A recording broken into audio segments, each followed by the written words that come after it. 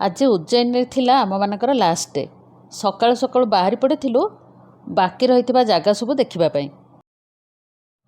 प्रथमे जाई पहुँचलु श्री मंगल धाम रे। जातक जो मानकर मंगल दोष थाए मंगल दोषरु मुक्ति पाइबापी एठी पूजा अर्चना करा जाए। एठी बहुत जनकर पूजा मध्य चलथिला।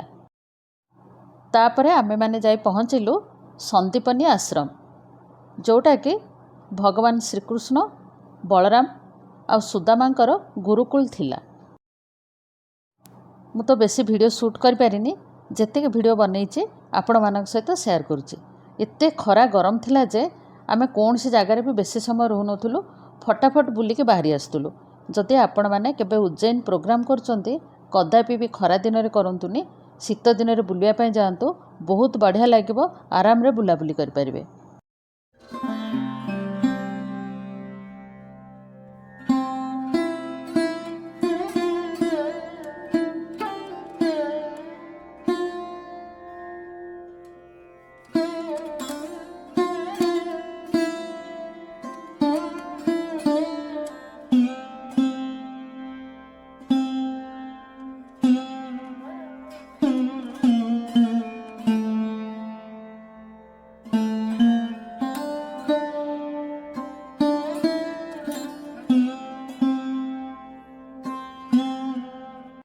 तापरे आमे गड़ कालिका शक्तिपीठ दर्शन कलु।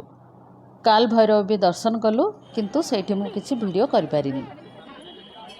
संध्या रे आमे माने आसिलु हरसिद्धि माता मंदिर। ए जो दीपस्तंभ रे दीप केमिति लगा जाउची आळती केमिति होउची आमे माने सोमवार दिन जो संध्या रे आसीथिलु आळती देखि पार नथिलु। सेतमे आज टिके जल्दी बाहरी आस्तिलु ए स्तंभ रे केमिति दीप लगा जाउची किबा आळती केमिति होउची देखिबा पय। आमे आसी पहुँचला बेलू एथिरे ऑलरेडी दीप रखा जाइथिला। एबे सब दीप लगा जाउची।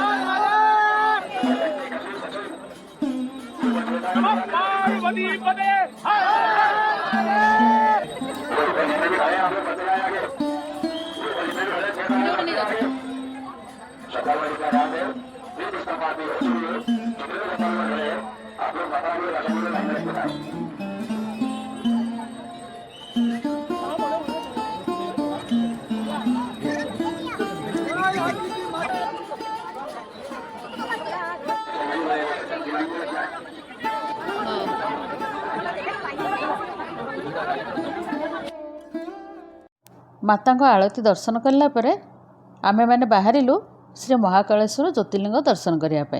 से दिन तो दर्शन करूँ किंतु आज आउ थे दर्शन करूँ। यहाँ हूँ श्री महाकालेश्वर मंदिर परिक्रमा बा कॉरिडोर जमीती आमर पुरी जगन्नाथ मंदिर रे परिक्रमा अच्छी। यहाँ हूँ श्री महाकालेश्वर मंदिर परिक्रमा बहुत बड़ एरिया बुलवाई टे टाइम लगे किंतु आम मानक श्री महाकालेश्वर ज्योतिर्लिंग दर्शन कर लेट हो जाता से आम अल्प समय बुलाबुली कर सीधा मंदिर को गलु। मंदिर रे मध्य आज बहुत बढ़िया भाव में दर्शन हो गला।